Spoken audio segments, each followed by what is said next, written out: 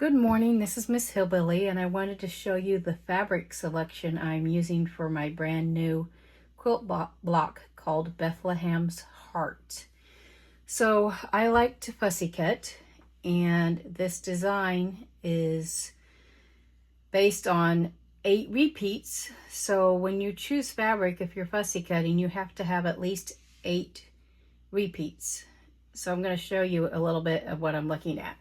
So first I'll show you the Carpet Bag Romance Collection by Yenter, and I like it because it follows the theme of something old, something new, because it's based on old and we're making it new, just like the quilt block. These are 2 of my blenders, and if you'll watch the Facebook page, you'll see where I'm using each piece. I'll show you as we go. So blenders. These border fabrics I am going to be using on the large piece on the outer diagram, so you'll be able to see those, but I will be fussy cutting, so I needed enough to repeat it.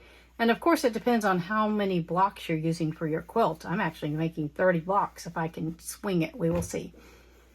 I really love, and buried down here, I've got the other one buried. I really love this piece, but getting repeats is going to be really hard for it. I have it in both colorways, and I'm actually going to use it on my border, and we will talk about that eventually, but not today. These are the 3 blenders that came along with the collection. As you can see, the greens are very close in value.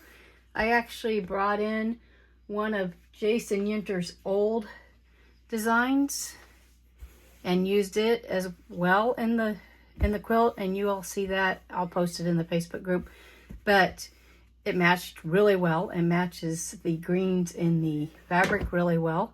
So I was really super happy because I needed just a little bit of different value because they're very close, but I will be using both of those.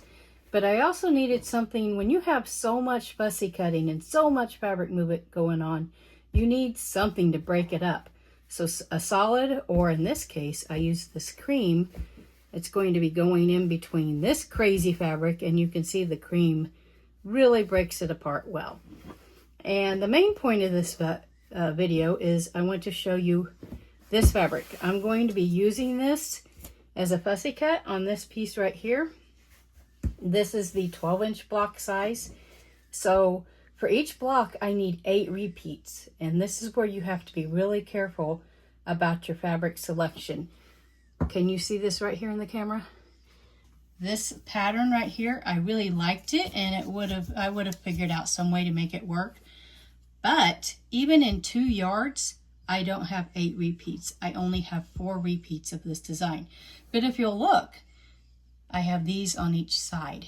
So I will be able to utilize that. I haven't played around with it. I will do that, and I will show you later. But the repeats, if you'll look, they happen.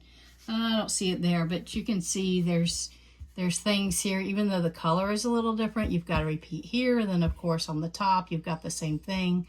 So even though in 2 full yards I only have 4 repeats of this, I at least am getting 8 repeats if I look at the mirror images here and make them work. I love these middle images, but that's a lot of fabric waste and a lot of fabric usage that I just couldn't swing that. That would mean I'd need 4 yards instead of 2 just to use these middle designs like this.